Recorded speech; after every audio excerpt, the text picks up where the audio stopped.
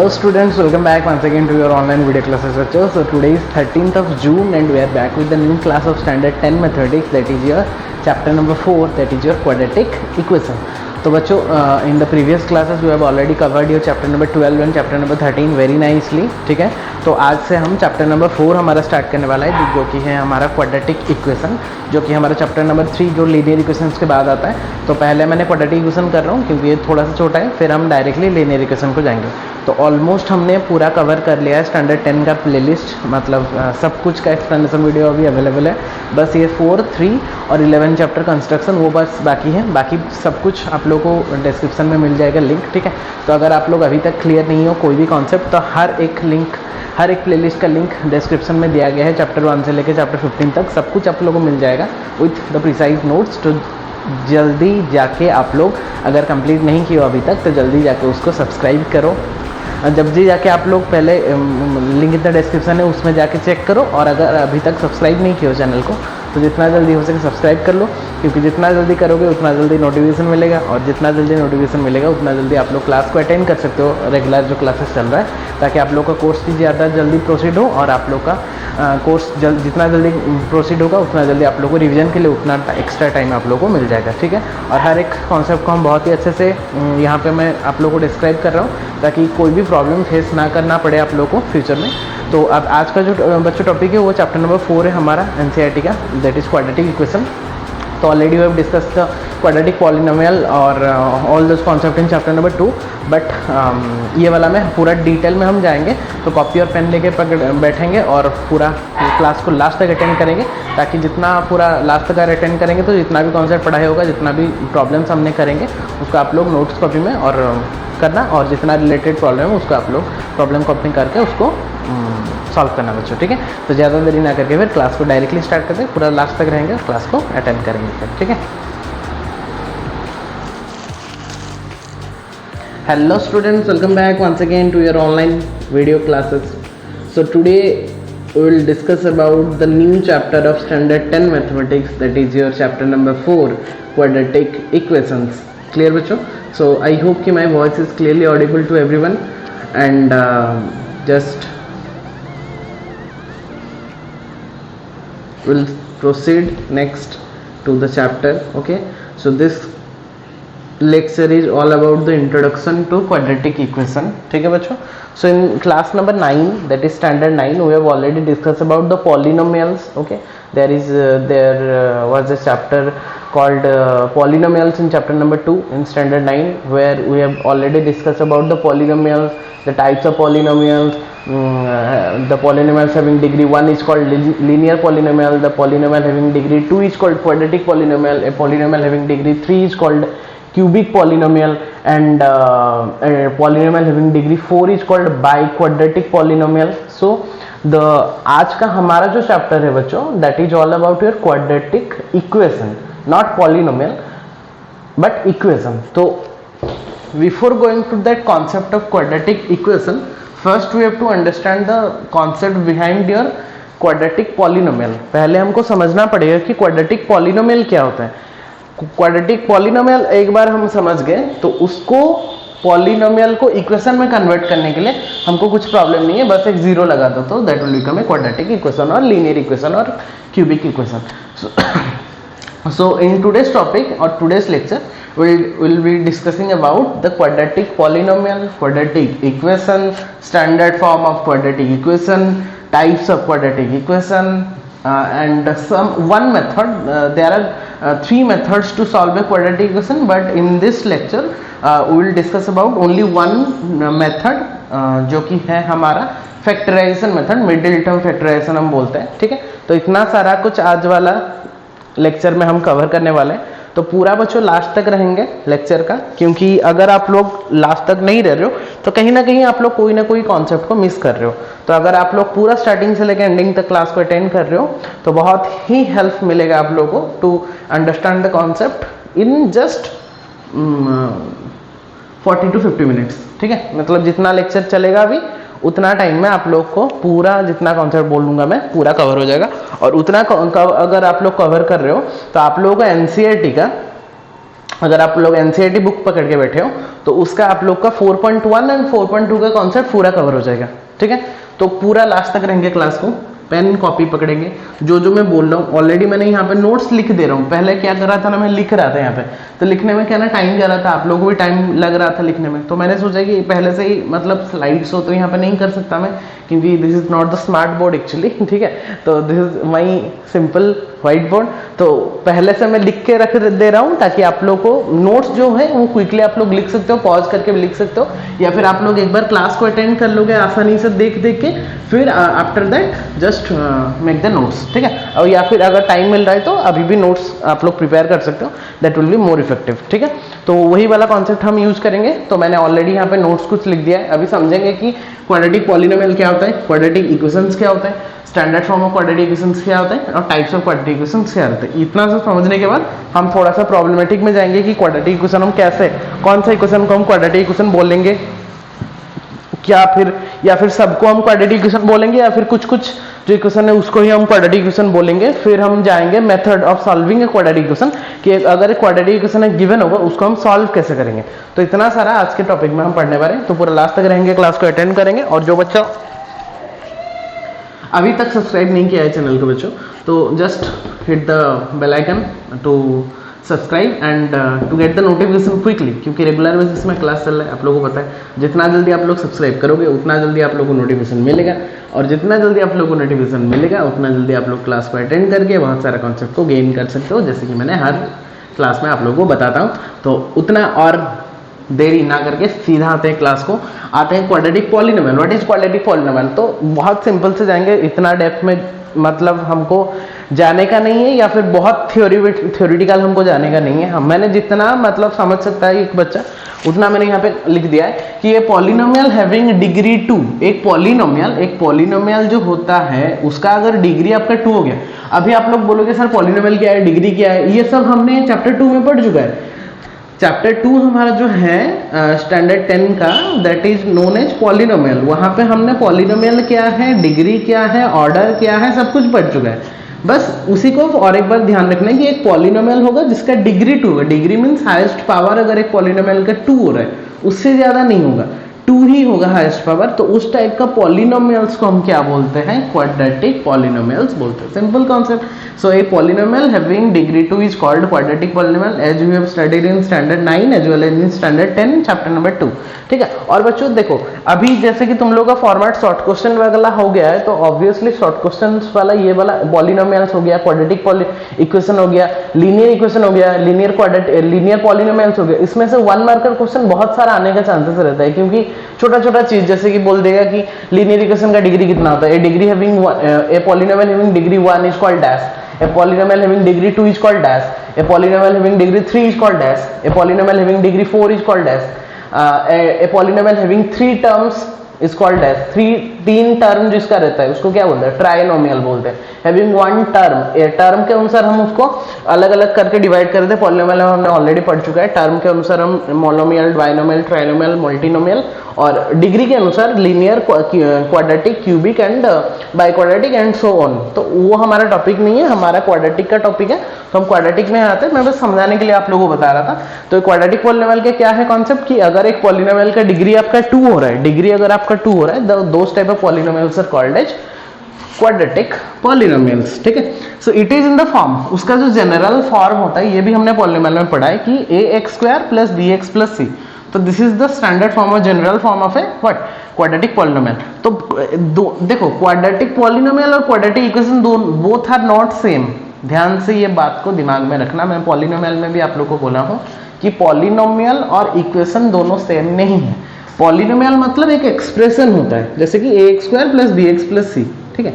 But equation जब हम करते हैं, इक्वेशन मतलब इक्वेट करना मतलब इक्वल साइन आएगा यहाँ पे। तो सर यहाँ पे भी तो इक्वल साइन आ रहा है, तो यहाँ पे इक्वल साइन आ रहा है, बट हम एक्सप्रेशन को डिफाइन कर रहे हैं p ऑफ x में, बट वहाँ पे एक एक्सप्रेशन को हम और किसी के साथ रिलेट करेंगे, मतलब एक नंबर के साथ, = 0, = 5, = 7, उसको हम इक्वेशन बोलते हैं। सो this is all about your quadratic polynomial. A polynomial having degree 2 is called a quadratic polynomial. It is in the form of p of x = ax² + bx + c. Where ये वाला concept आपको ध्यान रखना है कि where A must not be equal to zero. तो ये वाला हमेशा बच्चे बहुत बार कंफ्यूज होते हैं कि sir A must not be equal to zero, A क्यों जीरो नहीं होना चाहिए? क्योंकि बच्चों देखो, अगर मान लो ये हमारा ए जीरो हो गया तो पूरा टर्म जीरो हो जाएगा। तो पूरा टर्म जब जीरो हो जाएगा बचेगा कितना? B x plus C. And B x plus C जब रहेगा वो उसका एग्जिस्टेंस ही खो देगा, मतलब वो और क्वाड्रेटिक के फॉर्मेट में ही नहीं रहेगा। क्वाड्रेटिक पॉलिनोमियल का फॉर्मेट ही है कि डिग्री 2 होना चाहिए। तो डिग्री 2 तो ये अगर जीरो हुआ तो ये वाला तो पूरा गया ना, जीरो हो गया।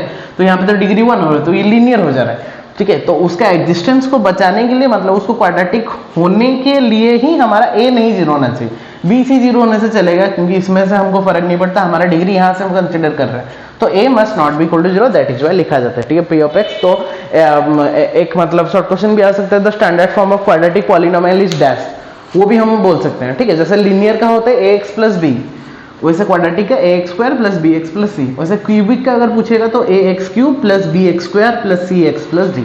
ये हमने सब कुछ पॉलिनोमियल में पढ़ चुका है। ठीक है, आप लोग अगर नहीं देखे हो अभी तक तो लिंक इन द डिस्क्रिप्शन है, आप लोग जाके उसको भी चेक कर सकते हो। सब कुछ अभी अवेलेबल है, कहीं पे कुछ भी आपको डाउट है, एवरीथिंग इज अवेलेबल। जो मतलब अवेलेबल नहीं है मैं उसको अवेलेबल करवा रहा हूँ। और मोस्ट प्रोबेबली ये चैप्टर 4 चैप्टर 3 बचा और आपका कंस्ट्रक्शन, बस ये चैप्टर अगर कवर कर देंगे तो टोटल प्लेलिस्ट आप लोगों का स्टैंडर्ड 10 का मिल जाएगा आप लोगों को। ठीक है, with each and every concept. कभी भी आप लोगों को कुछ भी डाउट है सीधा जाओ प्लेलिस्ट चेक करो, chapter 1 chapter 2 chapter 3, chapter 1 chapter 2 covered, chapter 3 chapter 4 नहीं हुआ है, चैप्टर 4 में अभी चल रहा है, chapter 5 covered, chapter 6 chapter 7 chapter 8 chapter 9 chapter 10 also covered. Chapter 11 जो है कंस्ट्रक्शन वो कवर नहीं हुआ है, उसको बस मैं रखा हूँ लाइव क्लास के लिए। फिर 12 cover, 13 cover, 14 cover, 15 cover, everything is covered.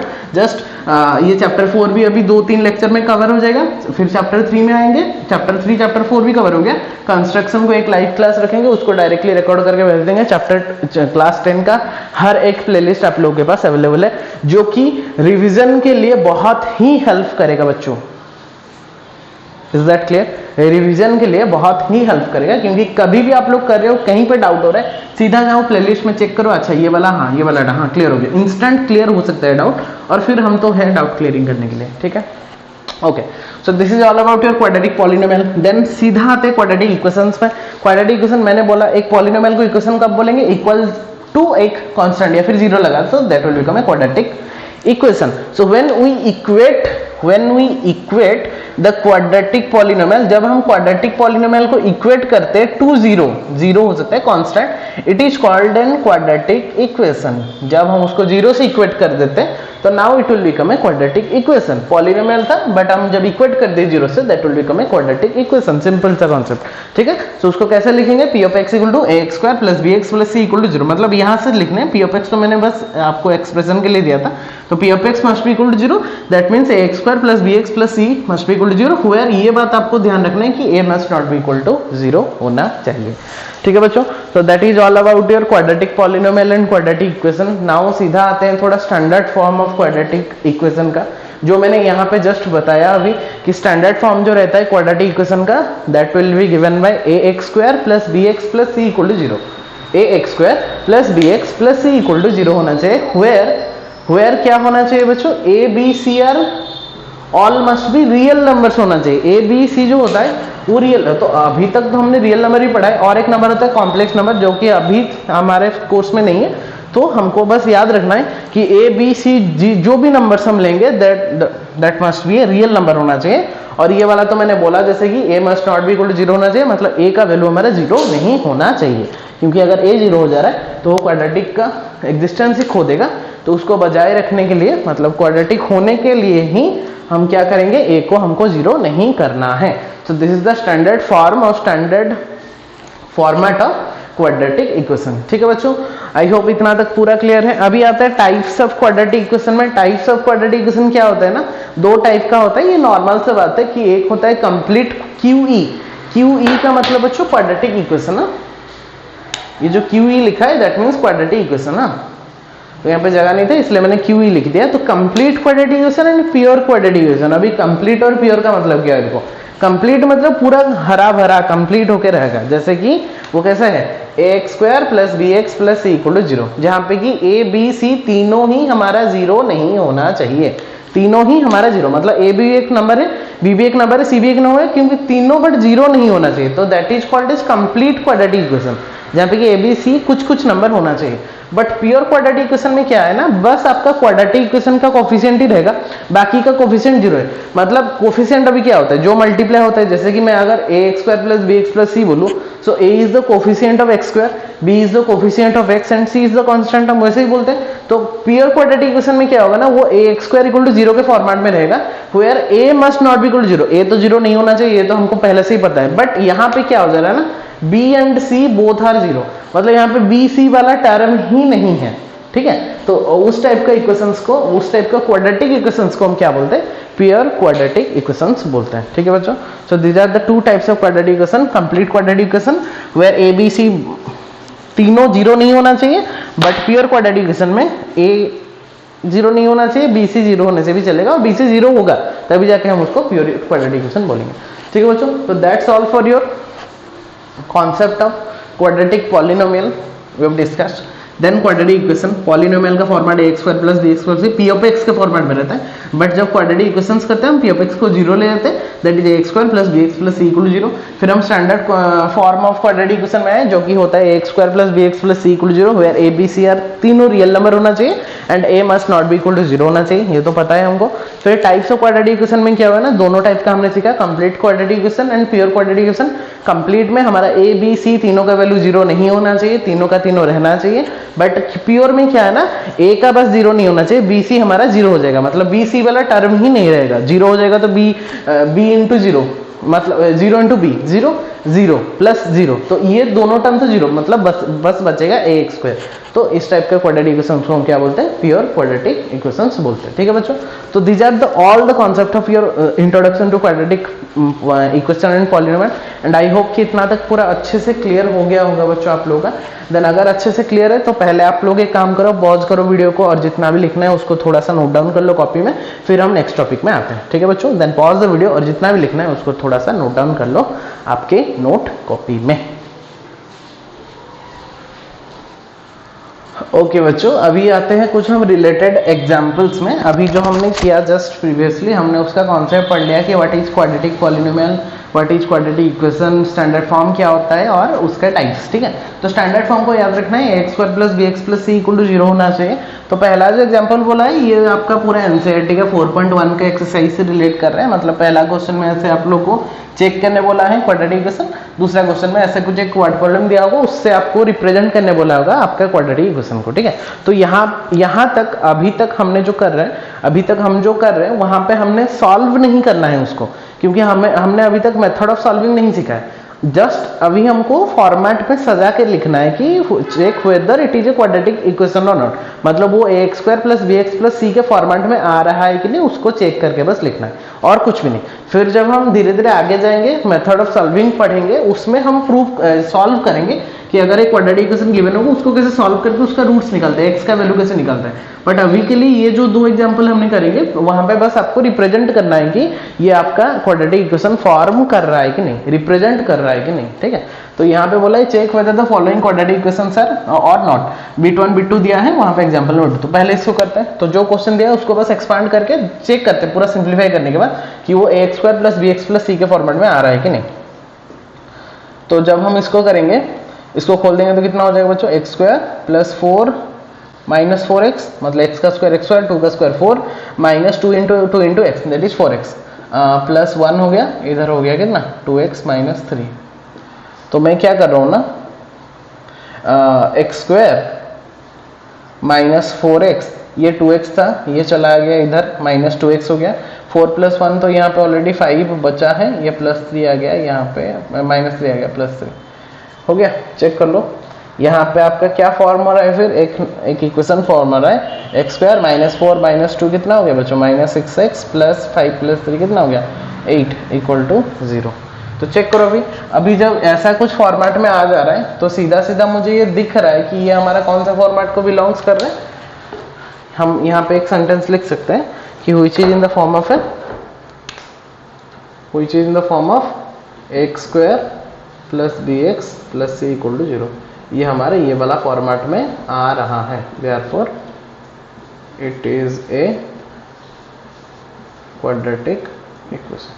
So it is a quadratic equation. ठीक है बच्चों, सो दैट्स ऑल. आपका ये वाला हमको दिखाना था, वो बस चेक करने बोला था क्वाड्रेटिक इक्वेशन फॉर्म कर रहा है कि नहीं. तो हमने जब चेक किया yes it is a quadratic equation form हो रहा है. ठीक, इसको चेक करते हैं, इसको खोल देते हैं, मल्टीप्लाई कर देते हैं. सिंपल कॉन्सेप्ट, एक्स स्क्वायर हो गया x into x x square, ये हो गया x प्लस ये हो गया 8 बाहर है. यहाँ पे जब x plus two X minus two, तो ये बच्चों किसका फॉर्मूला है, plus B into A minus B, X square minus 4, मतलब A square minus B square का फॉर्मूला मैंने पुट कर दिया. ठीक है, तो एक ध्यान से एक बात देखो, जब हमने एक्स स्क्वायर प्लस 8 यहाँ पे एक्स स्क्वायर माइनस 4 किया, यहाँ से बच्चों क्या आ रहा है, देखो एक्स स्क्वायर और एक्स स्क्वायर टर्म कट जा रहा है. ठीक है, और वो वाला 4 को इधर ले आएंगे तो कितना हो रहा है, x plus 8 plus 4 equal to 0. So which implies that x plus 12 equal to कितना बच्चों, 0. तो x प्लस 12 इक्वल टू 0 हो रहा है. So is it in the form of x square plus B x plus C, no it is not in the form of X plus B square C. So लिखेंगे there since it is not in the form of ax square plus bx plus c equal to 0, therefore it is not a quadratic equation. ठीक है बच्चों, so that's all.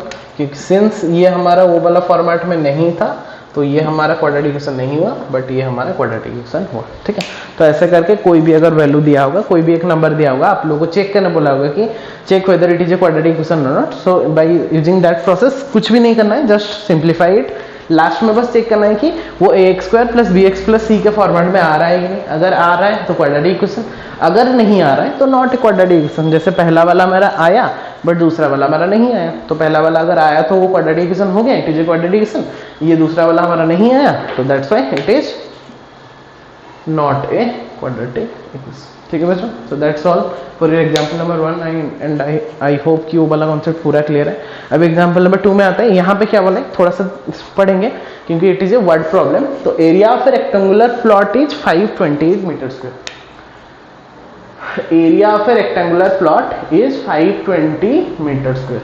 The length of the plot is 1 more than twice its breadth. Length जो है वो 1 more than twice its breadth है. Represent the situation in quadratic equation. अच्छा, हमको solve नहीं करना है, मैंने जैसे बोला आपको सॉल्व नहीं करना है, बट आपको ऐसा एक सिचुएशन फॉर्म करना है, फॉर्मेट में बनाना है जो कि वो क्वाड्रेटिक इक्वेशन को मतलब रिप्रेजेंट कर रहा होगा. तो गिवन क्या क्या है लिख देते हैं. गिवन बच्चों हमारा एरिया जो कि गिवन है already, that is 528 metre square. तो लेट लेंथ का वैल्यू ब्रेड्थ को डिफाइन करके बोला है, तो हम ब्रेड्थ को क्या ले लेते हैं, let the breadth of the plot is x centimetre. Metre में दिया है ना, मीटर, हाँ x मीटर. तो लेंथ कितना होगा बच्चों, देखो ध्यान से अगर हम क्वेश्चन को पढ़ेंगे. So length is 1 more than twice its breadth. तो 1 more than twice its breadth हो गया.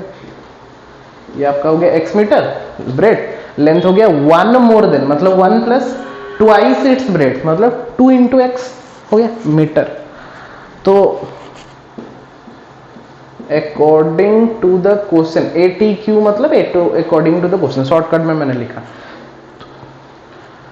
एरिया इक्वल टू कितना दिया है बच्चों, 528 metre square. So we know that area of a rectangular plot और rectangle will be given by length into breadth. Obviously एक area जब निकालते हैं तो हम क्या करते हैं, लेंथ इनटू ब्रेड्थ निकालते हैं. तो लेंथ हमारा कितना हो गया फिर 1 प्लस 2x होल इनटू ब्रेड्थ, तो हमने x लिया है, सो दैट विल बिकम 528. तो इसको जस्ट सिंप्लीफाई कर दो बच्चों, तो ये कितना आ रहा है, x plus 2x square equal to 528.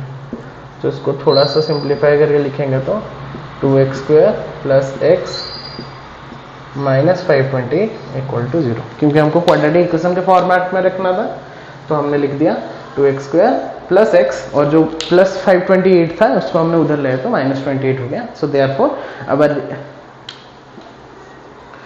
ये जो हुआ, this is our required quadratic equations. Done बच्चों। So that's all. जैसे कि आप लोगों को कोई भी एक वर्ड प्रॉब्लम अगर गिवन होगा तो इन this way we can find out or we can solve or we can format any quadratic equation from the given word problem। ठीक, तो ये वाला जो एग्जांपल नंबर 1 था लेफ्ट साइड में, उसमें हमने क्वाड्रेटिक इक्वेशन को चेक किया, मतलब weather it is a quadratic equation और नॉट। एंड एग्जांपल नंबर 2 जो था वो भी एनसीईआरटी का वही क्वेश्चन नंबर 2 का ही मतलब रिलेट कर रहा है क्वेश्चन। उसमें हमको एक मतलब सिचुएशन दिया था, वो सिचुएशन को देख के हमको एक वर्ड प्रॉब्लम के थ्रू में आपको उसका एक क्वाड्रेटिक इक्वेशन फॉर्म करना था। तो एरिया गिवन था 528, ब्रेड्थ जो था, ब्रेड्थ नहीं गिवन था कुछ भी, तो ब्रेड्थ को हमने x मीटर ले लिया, तो लेंथ हमारा हो गया 1 + 2x मीटर, क्योंकि 1 more than twice its bread दिया है। फिर अकॉर्डिंग टू क्वेश्चन हमको पता है एरिया इक्वल टू 528, ये तो हमको गिवन था, और एरिया का फॉर्मूला हमको पता है लेंथ इंटू ब्रेड्थ करने से एरिया मिलता है। तो लेंथ का वैल्यू पुट कर दो, ब्रेड्थ का वैल्यू पुट कर दो 528, इसको सॉल्व कर दो, मिला कितना 2x² + x - 528 = 0, which is in the form of ax² + bx + c। Check कर लो, वो हमारा ऑलरेडी फॉर्मेट में आ गया, ax² + bx + c के फॉर्मेट में आ गया। सो देयरफॉर हमको क्वाड्रेटिक इक्वेशन को represent the situation in quadratic equation करना था।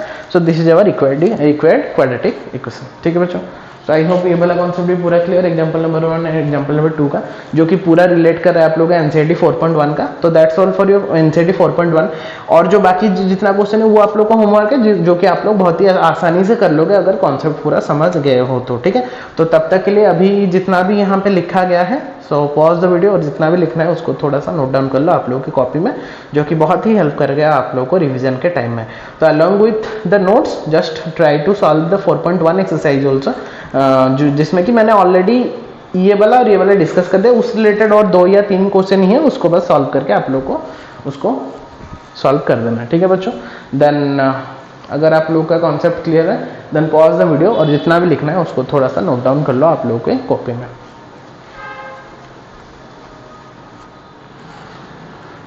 ओके बच्चों, अभी आते हैं हम, हमारा 4.1 हमने पूरा अच्छे से कंप्लीट कर दिया। ठीक है, जो कॉन्सेप्ट मैंने बताया था पहले इंट्रोडक्शन पार्ट में, कॉन्सेप्ट जो बताया था वो वाला तो क्लियर है। फिर हमने एग्जाम्पल नंबर 1 एग्जाम्पल नंबर 2 किया। ठीक है, उसमें हमने क्या किया ना, एक साइड में लेफ्ट साइड में जो मैंने किया था उसमें हमने चेक किया था कि weather it is a quadratic equation और नॉट, और राइट साइड में हमने क्या किया था, आपका वर्ड प्रॉब्लम्स किया था, जिसमें से हमने उसको कन्वर्ट किया था किसमें, क्वाड्रेटिक इक्वेशन में। तो वो 2 प्रॉब्लम अगर आप लोग कर रहे हो तो 4.1 का हर एक क्वेश्चन आप लोग को हो जा रहा है, क्योंकि उसी से ही रिलेट कर रहा है, आप लोग कर लेना उसको। अभी जो नेक्स्ट कॉन्सेप्ट है that is your method of solving a quadratic equation. So there are 3 methods. ठीक है बच्चों, तो उसको मैं थोड़ा सा यहाँ पे नोट डाउन कर देता हूँ। जो अगर मैं मेथड्स का बात करूँ तो वो तो हम 1 बाय 1 डिस्कस करेंगे। तो मेथड्स क्या क्या रहता है, एक होता है आपका फैक्टराइजेशन मेथड, जो कि अभी हम पढ़ने वाले हैं, थोड़ा सा नोट डाउन कर दो बस, फिर हम 1 बाय 1 डिस्कस करेंगे। आज के टॉपिक में बस फैक्टराइजेशन हमको डिस्कस करना है। Second one is your completing the square method, ये पूरा नया है हमारे लिए, completing the square method. And third one is your quadratic formula, it is also new. ये जो अभी फैक्टराइजेशन वाला है ये हमने 8-9 क्लास से पढ़ के आ रहे हैं। ठीक है, तो उसके लिए प्रॉब्लम नहीं फेस करना पड़ेगा, बट इसको थोड़ा सा नोट डाउन करके लिख दो कॉपी में कि अभी जो हम पढ़ने वाले हैं मेथड्स ऑफ सॉल्विंग, तो there are 3 methods to solve a quadratic equation basically.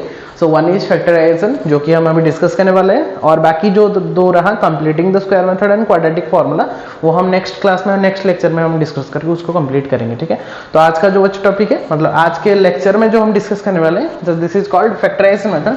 So by using factorization method how can you solve a quadratic equation to get the roots. ठीक है, अभी 3 टर्म होता है, कभी रूट्स लिखा जाता है, कभी सॉल्यूशंस लिखा रहता है, कभी जीरोज लिखा जाता है। ठीक है, ये तीनों ही वैल्यू बच्चों, पहले इसको तो आप लोगों ने नोट डाउन कर दिया, आई होप इसको पहले नोट डाउन कर लो कॉपी में।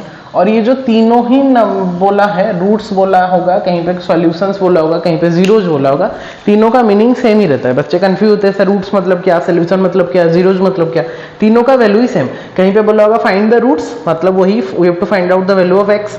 कहीं पे बोला होगा find the solution, that also means that we have to find out the value of x. और कहीं पे लिखा हुआ फाइंड द जीरोज, जीरोज का मतलब भी वही सोल्यूशन ही होता है, ठीक है। तो कंफ्यूज नहीं होना है, रूट सोल्यूशन जीरो जहां पे भी लिखा होगा that means we have to find out the value of x, ठीक है। और एक बात, जैसे लीनियर में हमको एक वैल्यू मिल रहा था, एक रूट मिल रहा था सिंस द डिग्री इज 1, वैसे क्वाड्रेटिक में आपको दो रूट्स मिलेगा, दो वैल्यू या फिर दो सोल्यूशंस मिलेगा, तो दो वैल्यू को लेके आपको डिफाइन करना है। तो इसको पहले सो नोट डाउन कर लो थोड़ा सा ये वाला कॉन्सेप्ट को, कि मेथड हमको 3 पढ़ना है। आज हम फैक्टराइजेशन, जो हमारा मिडिल टर्म फैक्टराइजेशन जो हम बोलते हैं, मिडिल टर्म को फैक्टराइज करके करते हैं, वो हम पढ़ने वाले हैं। बाकी कंप्लीटिंग द स्क्वायर और क्वाड्रेटिक फॉर्मूला हम नेक्स्ट क्लास में हम उसको डिस्कस करेंगे, ठीक है।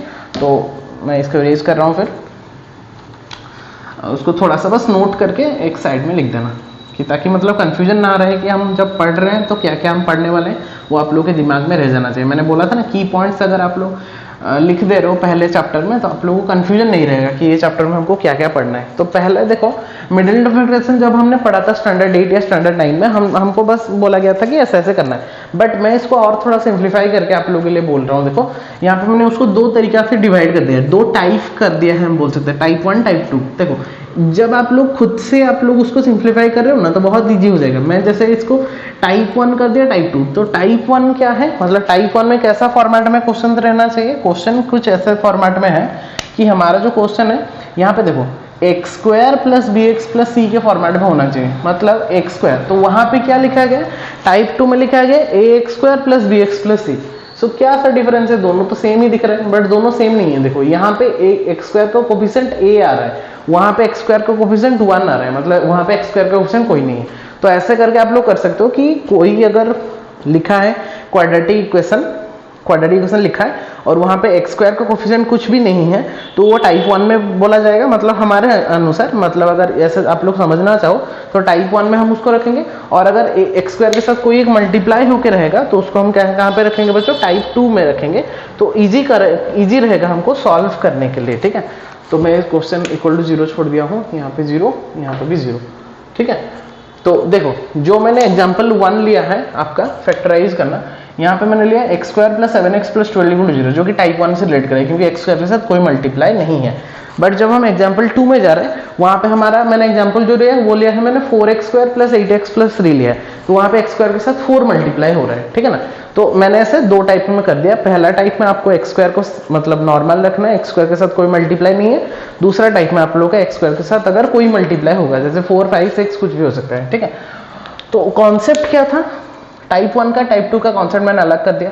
जब आपको एक्स स्क्वायर वाला, खाली एक्स स्क्वायर वाला टर्म है, तो ऐसा दो टर्म को चूज करेंगे, ऐसा दो टर्म चूज करेंगे जिनका एडिशन कितना होना चाहिए, सम कितना होना चाहिए, बी होना चाहिए, मिडिल टर्म। क्योंकि हम मिडिल टर्म को फैक्टराइज कर रहे हैं ना, हम तोड़ रहे हैं, ब्रेक कर रहे हैं, स्प्लिटिंग द मिडिल टर्म भी बोलते हैं इसको, ठीक है। तो हमारा जो दोनों का सम, ऐसा दो नंबर चूज करें जिनका सम भी होना चाहिए, और वही दोनों का प्रोडक्ट कितना होना चाहिए, सी होना चाहिए। So this is the sum b and C is the product, ठीक है। तो दो नंबर ऐसे चूज करें जो कि सेम होना चाहिए। अगर 2, 3 चूज करें, यहाँ पे भी 2, 3 होना चाहिए। यहाँ पे अगर 4, 5 चूज करें, यहाँ पे 4, 5 होना चाहिए। अगर हम नेगेटिव में कुछ चूज करें, -4, -5 चूज करें, यहाँ पे -4, -5 भी होना चाहिए। ऐसा दो नंबर चूज करेंगे जिसका सम होगा बी, प्रोडक्ट होगा C, for type number 1। But type number 2 में जब आएंगे, जबकि जहाँ पे कि एक्स स्क्वायर के साथ कोई एक मल्टीप्लाई रहेगा, तो सम तो वही सेम रहेगा कि ऐसा दो नंबर चूज करें जिसका सम कितना होना चाहिए, बी होना चाहिए, जिसका सम कितना होना चाहिए, बी, मिडिल टर्म होना चाहिए। बट प्रोडक्ट आ गया। बट प्रोडक्ट के केस में हमको क्या देखना है, प्रोडक्ट के केस में हमारा a इंटू सी होना चाहिए। वही सेम दो नंबर को मल्टीप्लाई करेंगे, वहां पे प्रोडक्ट हमारा ओनली सी होता था, यहाँ पे हमारा a इंटू सी हो जाएगा। मतलब a जो यहाँ पे है ये जाके 3 के साथ मल्टीप्लाई हो जाएगा, c के साथ मल्टीप्लाई हो जाएगा। बट यहाँ पे वैसा कुछ नहीं, यहाँ पे c बस 12 ही होगा, ठीक है। तो this is the concept of type number 1 and type number 2। अगर आप लोग ऐसे समझ सकते हो तो बहुत ईजिली हो सकता है। तो यहाँ पे जैसे मेरा दिया x square plus 7x plus 12, तो मैं देखो मैं यहाँ पे ऐसा, ये इसको तो नहीं लिखने से भी चलेगा, बस आप लोग जब अगर भूल गए हो और नॉर्मली करना चाहते हो तो ऐसे करके डिफाइन कर सकते हो कि ऐसा दो नंबर जिसका सम 7 होगा, और वही सेम दो नंबर जिसका प्रोडक्ट कितना होगा, ओनली 12 होगा, क्योंकि प्रोडक्ट हमारा ओनली सी है, ठीक है। तो ऐसा दो नंबर आप लोग सोचो कि जिसका एडिशन 7 हो रहा है, जिसका वही सेम दो नंबर का प्रोडक्ट 12 हो रहा है। तो मेरे दिमाग में तो एक ही आ रहा है, कौन सा बताओ, एक आ रहा है 4, एक आ रहा है 3, ऑब्वियसली 4 + 3 7, वही सेम नंबर यहाँ पे पुट करो, 4 इंटू 3 कितना 12, ठीक है। अभी स्प्लिटिंग द मिडिल टर्म अभी कर देंगे, मतलब उसको स्प्लिट कर देंगे। तो यहाँ पे था हमारा x square plus 7x plus 12 that is equal to 0। इसको अगर तोड़ देंगे, हमने कैसे तोड़ा 4 प्लस 3 में, तो इसको कैसे लिखेंगे 4x plus 3x plus 12 equal to कितना 0। ये पहला दोनों टर्म से मैं x कॉमन ले रहा हूँ तो कितना बच रहा है x प्लस 4 प्लस यहाँ पे 3 कॉमन ले रहे हैं तो कितना बच रहा है x plus 4 that is equal to 0। दोनों टर्म से कितना कॉमन जा रहा है x प्लस 4 कॉमन जा रहा है और यहाँ पे बचा कितना x प्लस 3, तो x plus 4 into x plus 3 equal to 0। तो देयरफॉर हम क्या लिख सकते हैं, फिर देयरफॉर में हम लिख सकते हैं कि either x plus 4 equal to 0 that implies x equal to minus 4 और एक क्या बचा x प्लस 3 इक्वल टू 0 और you can write x equal to minus 3, ठीक है। तो x equal to minus 4 and x equal to minus 3 is our required answer, ठीक है। So in this way we can solve very nicely, ठीक है। तो अगर आप लोग टाइप 1 करके याद रख रहे हो तो दोनों का सम b दैट इज 7, दोनों का प्रोडक्ट c दैट इज 12, ठीक है। वही सेम कॉन्सेप्ट अगर हम टाइप 2 में कन्वर्ट करेंगे, बस वहां पे थोड़ा सा चेंज होगा कि दोनों का सम तो कितना रहेगा। तो ऐसा दो ठो नंबर जिसका सम कितना रहना चाहिए, ये मिडिल वाला टर्म दैट इज 8 होना चाहिए, और वही सेम दो ठो नंबर का प्रोडक्ट कितना रहना चाहिए, बस 3 लिखने से नहीं होगा, यहाँ पे 4 को 3 के साथ मल्टीप्लाई करके लिखना पड़ेगा, सो दैट विल बिकम 12, ठीक, दैट इज द कॉन्सेप्ट। तो इसमें करने से क्या होगा ना, जितना आप लोग ज़्यादा क्वेश्चंस करोगे उतना इफेक्टिवली आप लोग उसको सॉल्व कर पाओगे बहुत अच्छे से, ठीक है। तो ऐसा दो ठो नंबर मुझे बताओ जिसका सम 6 हो रहा है, 8 हो रहा है, और बट वही दो ठो नंबर का प्रोडक्ट 12 होगा। ऑब्वियसली मुझे यहाँ पे भी दोनों नंबर दिख रहा है, 6 प्लस 2 8, 6 इंटू 2 अगर करें 12 निकल रहा है, ठीक है। तो इसको ब्रेक करो, फिर यहाँ पे था कितना 4x स्क्वायर था, जैसे था उसे लिखने 4x square plus 8x plus 3 equal to 0 जैसे हमने किया। फिर 4x स्क्वायर का 4x स्क्वायर रहा, 8x को हमने कैसे लिखेंगे, कैसे तोड़े हम 6x प्लस 2x में तोड़े, 6x plus 2x plus 3 equal to 0। तो यहाँ से बच्चों कितना कॉमन जा रहा है, 2x कॉमन जा रहा है, तो बच रहा है कितना 2x प्लस 3 बच रहा है, पहले से 2x, ये दोनों से 2x कॉमन जा रहा है, तो 2x प्लस 3 बचा, यहाँ से 1 कॉमन ले लो, कितना बच रहा है 2x प्लस 3 बच रहा है दैट इज इक्वल टू 0। तो अगर हम 2x प्लस 3 को कॉमन ले जा रहे हैं, 2x प्लस 3 को कॉमन ले रहे हैं, यहाँ पे बच रहा है कितना 2x plus 1 that is equal to 0। तो पहले से 2x प्लस 3 कॉमन गया तो बचा 2x plus 1 equal to 0।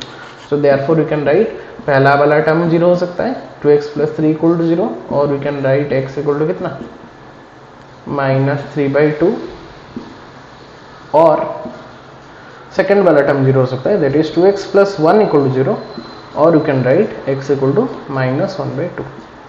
So the two values required values are, वहाँ पे जैसे -4 -3 हुआ, यहाँ पे वैसे इट मे बी -3/2 और it may be -1/2 and that will be the correct answer, ठीक है बच्चों। So in this way we can solve by using the middle term factorization for any quadratic equation, जहाँ पे कि हमको दो रूट मिल जाएगा, one is in the form of x, मतलब दोनों ही x के फॉरवर्ड मिलेगा, और यहाँ पे जैसे -4 -3 निकला, वहाँ पे जैसे -3/2 एंड -1/2 निकला, ठीक है।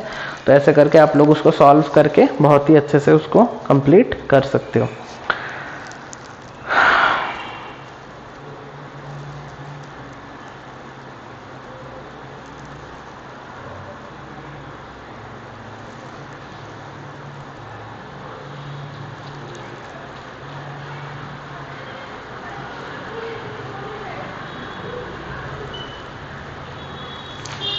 ओके बच्चों, देन इतना अगर कंप्लीट है देन पॉज द वीडियो, और जितना भी लिखना है उसको थोड़ा सा नोट डाउन कर लो आप लोग के नोट कॉपी में।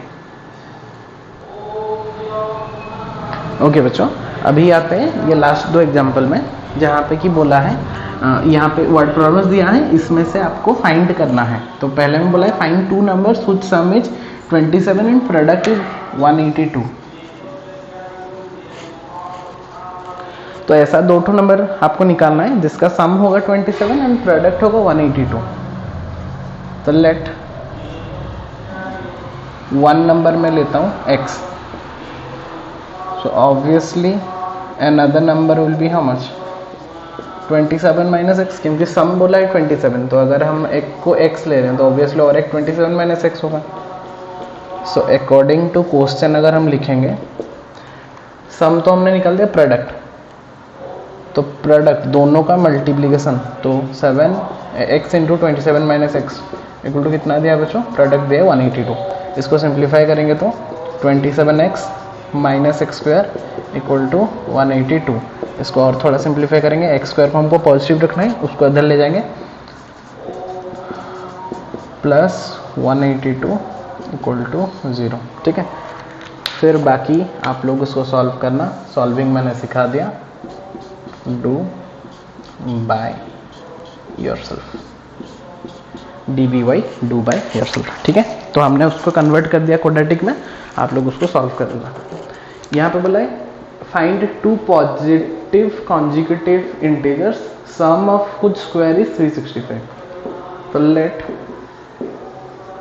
वन इंटीजर कॉन्जिक्यूटिव होना चाहिए, ठीक है, तो let one integer is x। सो according to question another integer will be, आइदर उसके आगे में ले सकते हैं या फिर मतलब ये x है तो आइदर x प्लस वन भी हो सकता है, x माइनस वन भी हो सकता है। पॉजिटिव बोला है ना, मतलब नेगेटिव तो नहीं, मतलब x माइनस वन भी ले सकते हैं। x अगर इंटीजर 2 लिए तो 1 भी हो सकता है, 3 भी हो सकता है, तो मैं प्लस करके ले रहा हूँ, तो x प्लस वन, तो x अगर लिए उसका नेक्स्ट पॉजिटिव इंटीजर कितना होगा, x plus one. So according to question उनका हुज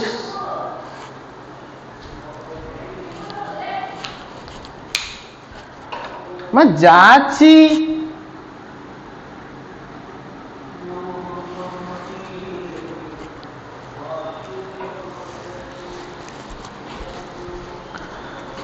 तो यहाँ पे अकॉर्डिंग टू क्वेश्चन हम बोलेंगे कि find two positive conjugative integer sum of which square, sum of which square मतलब उनका स्क्वायर का सम 365 होना चाहिए। तो पहला का सम कितना है, एक्स स्क्वायर, फिर दूसरा का सम कितना है, एक्स प्लस वन का whole square. So sum of which square is 365 according to question.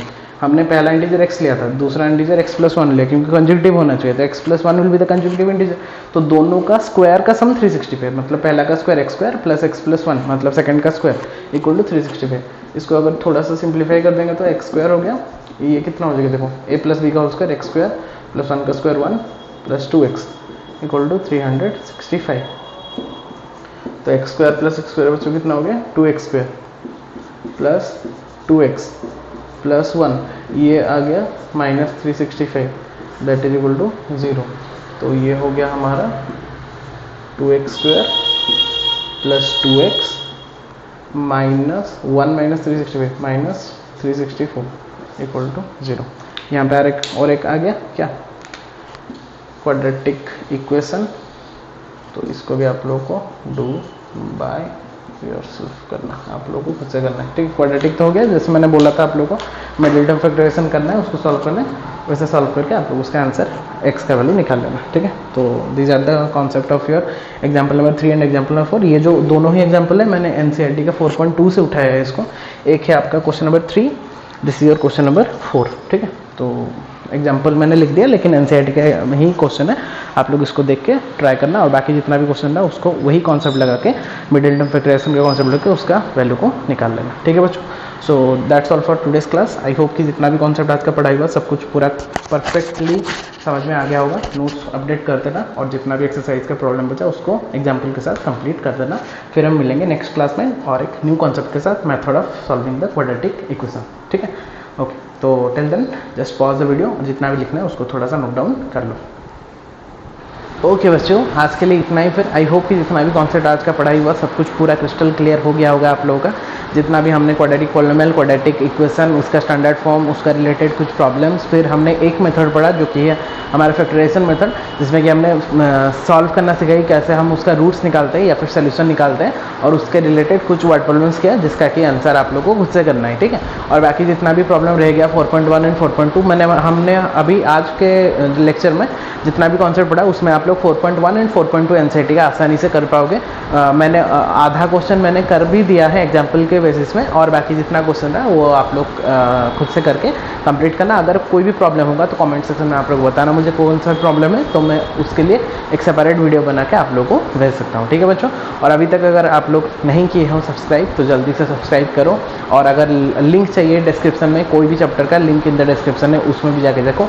जितना जल्दी जाओगे उतना जल्दी आप लोगों के लिए अच्छा है। ठीक है, तो मिलते हैं बच्चों नेक्स्ट लेक्चर में विद द न्यू कॉन्सेप्ट। वहाँ पे हम सीखेंगे कि how to solve a quadratic equation. आज हमने एक ही सीखा जो कि है फैक्टराइजेशन मेथड, और दो बाकी रहा completing the square method and your quadratic formula.